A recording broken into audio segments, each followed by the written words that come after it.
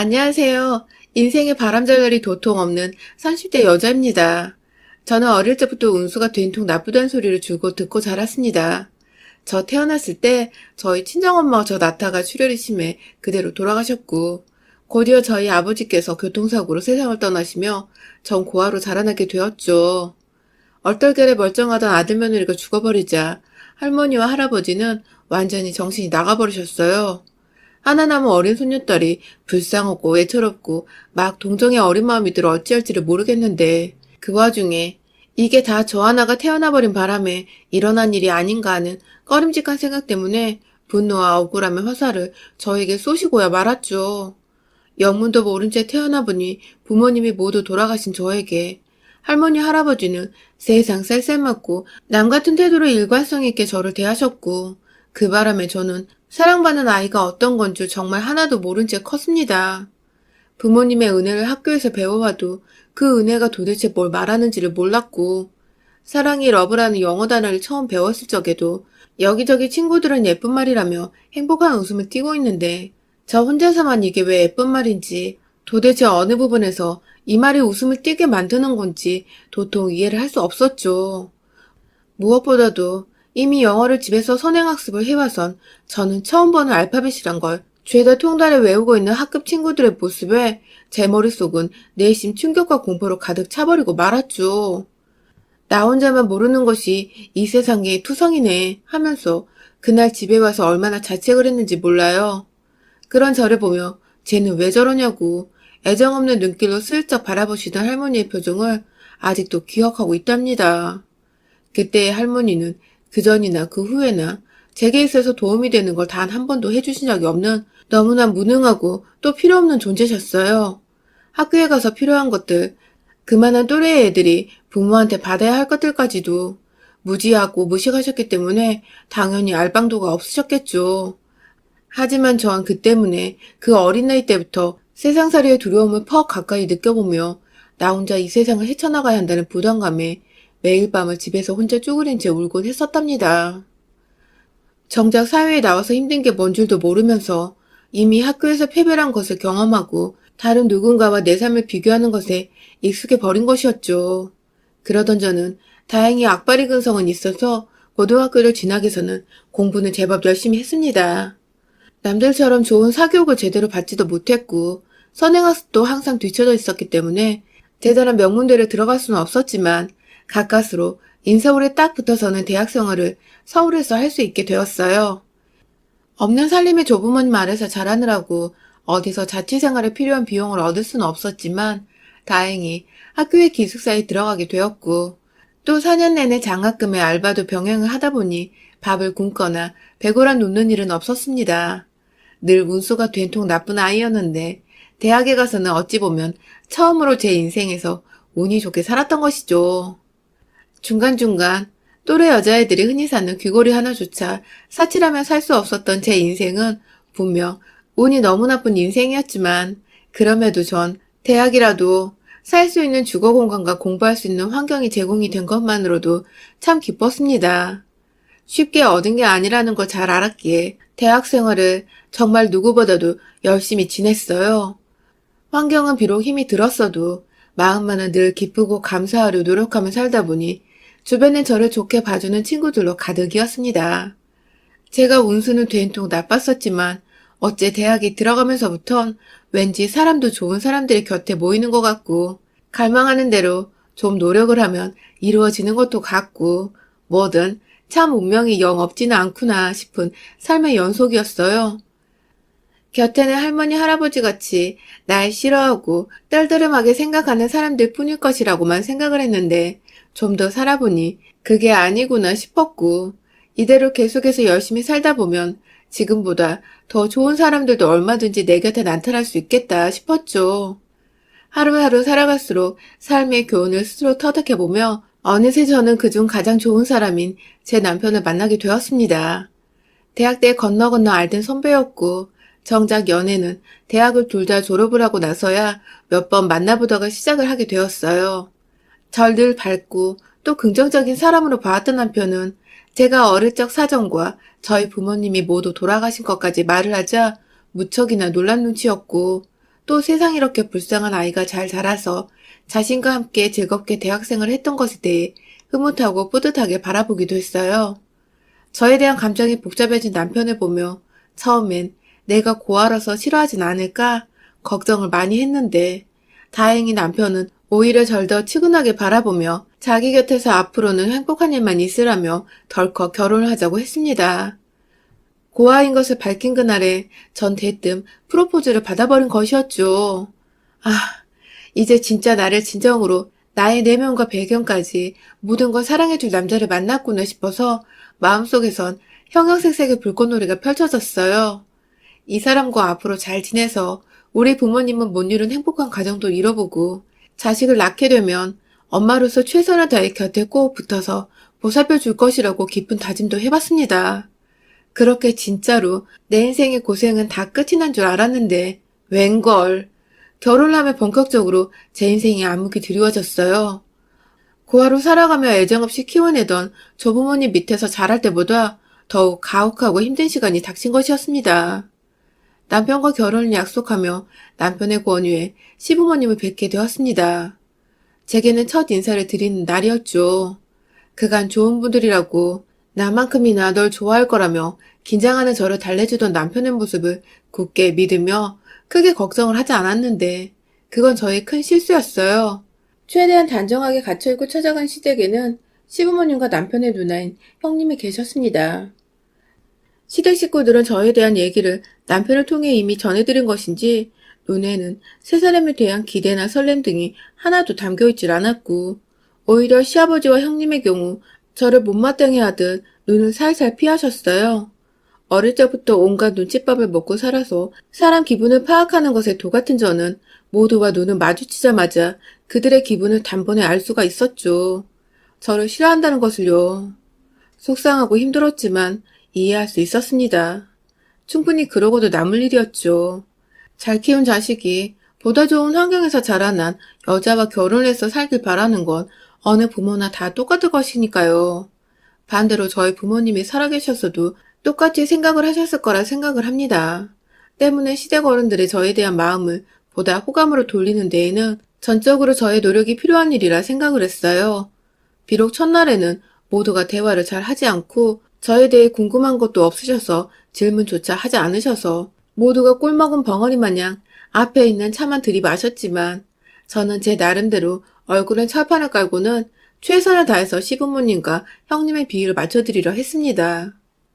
최대한 고아라서 어둡고 침침한 아이 같다는 소리를 안 들으려고 말이죠. 그 후 저는 틈이 날 때마다 시댁에 가서 시부모님의 곁에서 말동무가 되어드렸어요. 저를 환영하지 않으셔도 괜히 음료수 하나 사들고는 지나가다가 들렸다며 건네드리고 남편이 옆에 없어도 생각이 나서 와봤다며 찾아가곤 했죠. 여러 번 제 나름대로 정성을 쏟고 돈을 쏟으니 사람 마음이 참 신기한 것이 진짜로 마음이 변하긴 변하더라고요.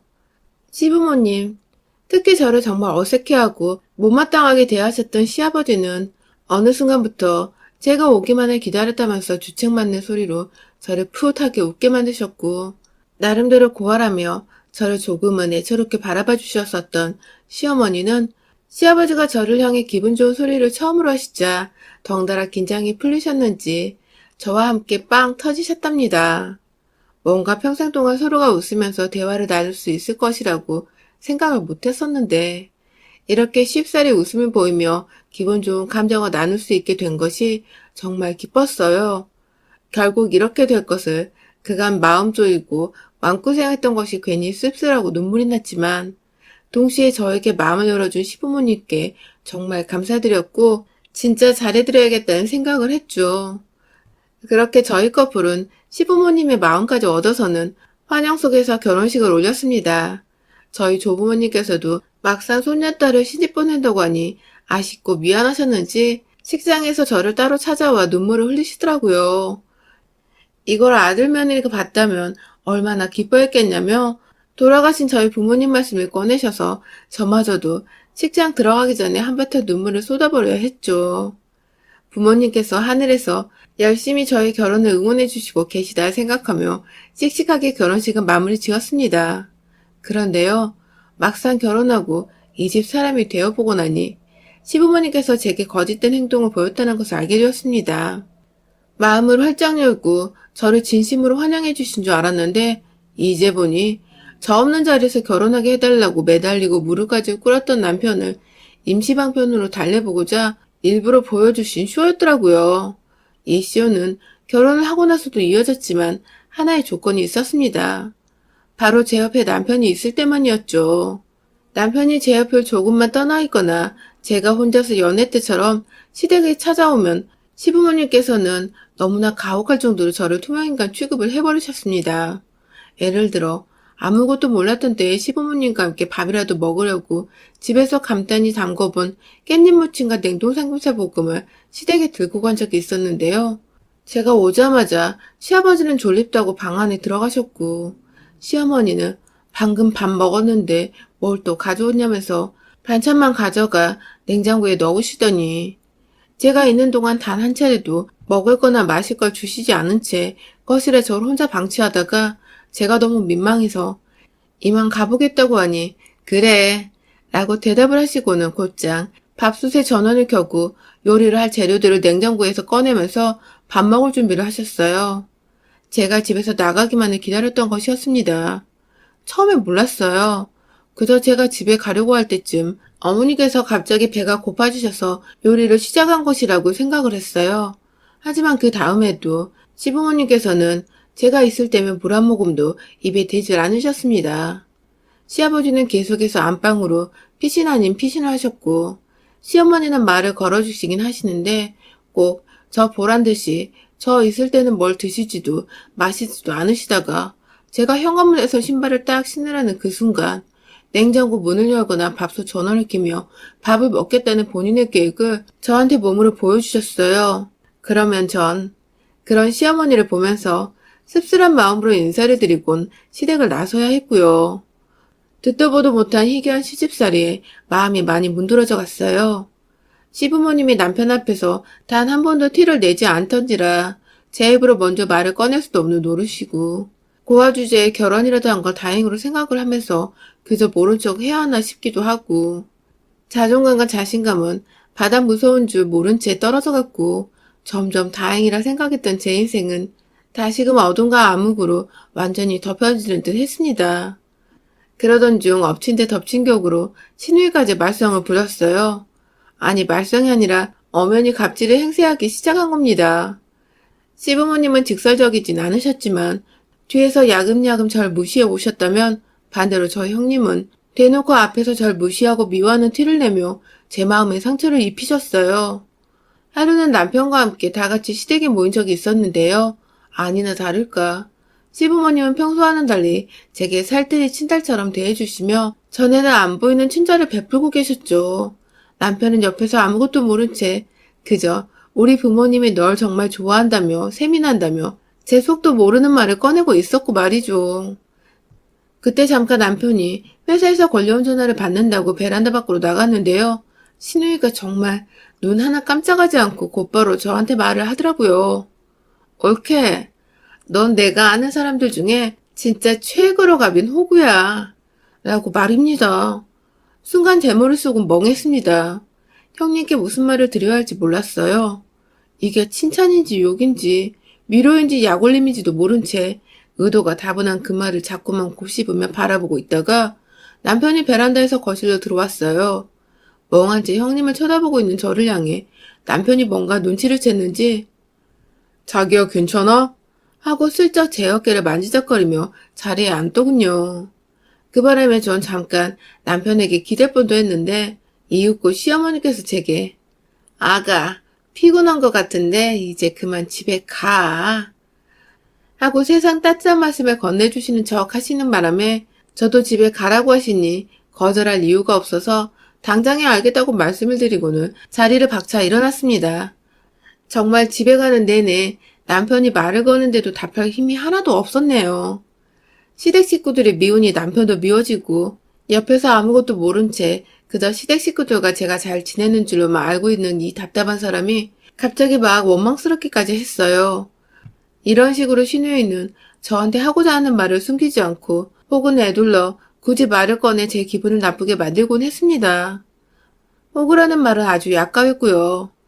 시어머니가 저를 또 무시하는 행동을 하시는 걸 옆에서 보고 있다가 달려나와서는 굳이 또 지나가다가 저를 향해 우리 올케는 화도 못 내는 등신도 아니고 왜 그러고 살아? 하면서 실실 쪼개며 웃기도 했어요.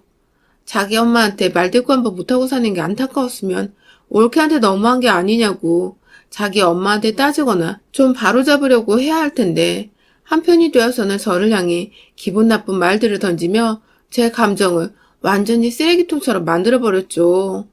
호구의 등신, 진짜 별별 소리를 다 듣고 산다며 제 자신이 얼마나 처량하고 불쌍해 보이는지. 차라리 결혼을 안 하고 조부모님 아래에서 무관심 속에서 살던 때가 훨 낫다는 생각까지 들어버렸다니까요. 거의 이혼을 하겠다고 이대로는 도저히 못 살겠으니 이혼을 해버려야겠다며 마음을 점점 굳혀가던 그때 그만 우리 시누이가 다시 한번 저를 제대로 건드리고 말았습니다. 이번에는 제법 큰 시누이와의 마찰이자 시댁 식구들을 향한 저의 진짜 선전포고가 시작되고야 말았죠. 그날도 평소처럼 멋모르고 남편을 데리고 시댁에 갔어요. 김장철이라고 해서 김장을 다 같이 하자며 불러내시는 바람에 저는 또 시누이가 말한 대로 등신처럼 남편과 함께 시댁을 찾았죠. 어머님이 시키신 대로 몇 가지 집에 없는 재료들도 사다가 제 고무장갑까지 챙겨서는 시댁에 갔어요. 거실 한가운데에 떡하니 김장할 대야들이 널브러져 있었고 저는 도착하자마자 쭈그려 앉아서 김장을 담그기 시작했죠. 물론 옆에서 남편도 저를 도와주겠다며 함께 팔을 걷고 나서서 시어머니는 절대로 그걸 원치 않으셨지만 결국 남편도 함께 김장을 했습니다. 그런데 한창 김장을 잘 하다가 남편이 그만 김치 속이 묻은 고무장갑으로 무의식 중에 눈을 비비는 바람에 눈에 김치 속이 들어가 버렸는데요. 따갑다고 난리가 난 남편을 데리고 저는 급하게 화장실에 가 눈을 닦이고 제가 렌즈 낄 때 자주 사용하는 인공 눈물을 넣고 아주 난리를 피웠죠. 그러다가 남편이 좀 진정이 되어가는 것 같아서 다행이다며 앞에서 걱정 어린 눈으로 바라보고 있는데 뒤에서 시누이가 참다 못 참겠는 듯 말을 꺼내더라고요. 옳게 주접 떠지 말고 넌 이제 와 하고 말이죠. 순간 제가 뭘 잘못 들은 줄 알았어요. 주접 떨지 말라는 말이 무슨 행동을 보고 한 말인지 너무 이해가 안 가서 저도 모르게 어이가 없어 돌아버리겠다는 눈빛으로 시누이를 뒤돌아 쳐다봤죠. 그러자 시누이는 제 표정을 보고는 왜 누나를 그렇게 떠? 하면서 김장을 담그다 말고 자리에서 일어나 곧장 저에게 달려들 것처럼 씩씩거리며 절 노려봤죠. 그 상황을 눈 감고 있던 남편도 이상했는지 눈을 떠 쳐다보다가 시누이의 표정이 기겁을 하면서 화장실에서 나와 말을 왜 그렇게 해? 하며 시누이한테 대들었고요. 순식간에 일어난 일이었어요. 평소 시누이가 말을 너무 거칠게 해서 아슬아슬하긴 했지만 오늘은 미처 남동생이 제 뒤에 있었는데도 입버릇이 먼저 튀어나와 버렸는지 평소처럼 싼 말투를 뱉어내었고 그 바람에 남편도 자기 누나 성격을 평소에 알긴 알고 있었는지 왜 자기 마누라한테 그따위로 말을 하냐며 화가 단단히 나버렸죠. 옆에서 시어머니는 가만히 계시면 될 것을 굳이 아들의 화를 가라앉히겠다며 어머 아가야 미안하다. 내가 딸을 잘못 키웠어. 하면서 세상 불쌍하고 염치 없는 듯 표정을 지어 보이셨고요. 제 눈엔 말을 함부로 한 시누이나 평소 같지 않게 제 앞에서 착한 척을 하시는 시어머니나 둘 다 아주 똑같은 인간 말종들이었어요. 제 앞에 서서 저를 대신해 시누이와 설전해버리고 있는 남편의 뒤에서 나지막히 말했습니다. 너네 누나나 엄마나 다 똑같은 것들이야. 라고 말이죠. 순간 섬뜩했는지 남편은 놀라며 저를 뒤돌아 쳐다봤고 저는 그런 남편을 보며 흐르는 눈물을 주체할 수 없었지만 그냥 내버려 뒀어요. 그러면 남편이 더욱 절 믿어주고 절 더 가엽게 여길 것 같았거든요. 우는 와이프를 보며 남편은 더욱 흥분을 했고 무슨 일이 있었던 거냐고 저를 향해 말해달라고 하는데 그런 남편에게 그간 있었던 일에 대해 설명을 했어요. 집에서 꾸준히 시부모님께 투명인간 취급을 받았던 것, 내 앞에서 나와 밥 먹기 싫은 티를 팍팍 내셨던 시어머니, 그리고 그런 날을 비꼬고 웃은 것도 모자라 오늘은 주접떨지 말란 소리까지 내뱉은 형님. 모든 걸 말하자 남편은 어느새 손에 주먹을 꽉 쥔 채 바로 누구 하나 때릴 것처럼 으르렁거리며 시댁 식구들을 번갈아 쳐다보기 시작했어요. 그리고 막 남편이 미친 거냐며 소리를 꽥 지르고 시댁 식구들한테 다가가려는 걸 제가 뒤에서 붙잡았고 내일은 내가 해결해 라는 딱 한마디 문장을 내뱉고는 곧장 김치 속에 담겨진 대야로 빠르게 걸어갔어요. 그리고는 제 손 더럽히기 싫다며 고무장갑까지 완벽하게 껴서는 제가 도대체 뭘 하는 건지 영무도 모른 채 지켜보는 신우이를 향해 김치 속을 퍽퍽 똥푸듯이 퍼서 격렬하게 던져버렸죠. 진짜 손 하나에 철푸덕하고 담기는 김치 속을 들어올리자 마늘 냄새에 지독한 새우젓 향까지 막 퍼졌는데 그걸 그대로 코앞에 있던 신우이의 얼굴에 퍼부어버렸고 너무 세게 던졌는지 왠지 제 손에 신우이의 콧대가 짓눌려지는 게 느껴지는 기분이기도 했습니다. 난리가 나버린 신우이는 눈 안에 들어간 빨간 고춧가루부터 해결하겠다고 부엌 싱크대에 얼굴을 쳐박고는 물을 맞느라 정신이 없었고 옆에서 입을 떡 하고 벌린 채 서 있던 시어머니는 제가 이내 한 손을 들어올리자 완전히 쫄아서는 자기 두 손으로 얼굴을 막으며 제자리에 주저앉았어요. 완전히 저한테 쫄은 것이죠. 그런 시어머니의 머리 위에서 저는 최대한 우더르는 공경하겠다는 마음으로 가볍게 고무장갑을 수차례 털어주었습니다. 그 바람에 김치 속 파편 같은 것들이 뭉퉁그려 시어머니 머리 위와 등 곳곳에 흐트러져 떨어졌고 뒤에서 시아버지는 마지막은 본인이라 생각하신 건지 어느새 베란다 밖으로 도망가셔서는 춥다고 벌벌 떨고 계셨어요. 집안에서 뜨뜻하게 혼자 소파에 누워 TV를 보시느라 맨발의 얇은 네이 차림이셨는데 그 꼬라지 그대로 베란다 밖에 나가신 바람에 살얼음 같은 추위를 감당하셔야 했던 것이죠. 그날 남편의 손에 이끌려 집에 도착해 오랜만에 편안한 잠을 청했습니다. 뜨뜻한 침대 위에서 남편이 건네주는 차 한 잔을 마시며 그 어느 때보다 심신이 안정된 상태로 잠이 들었죠. 속에 담아두면 천불이 나고 결국 이렇게 터져버리는데 전 그간 왜 그렇게 정말 신우의 말처럼 호구처럼 당하고만 살았나 싶더군요. 씁쓸한 제 마음을 달래려는 듯 남편은 여전히 제 옆에 꼭 붙어서는 누가 자기 시댁 식구들처럼 또 남몰래 시비를 걸며 괴롭힐까 싶어 아주 보디가드처럼 제 주변을 따라다니고 있어요. 시댁을 떨어뜨려 놓고 보니 남편 하나만 남았는데 이제야 다시 제 인생에 좋은 운수가 찾아온 것만 같습니다.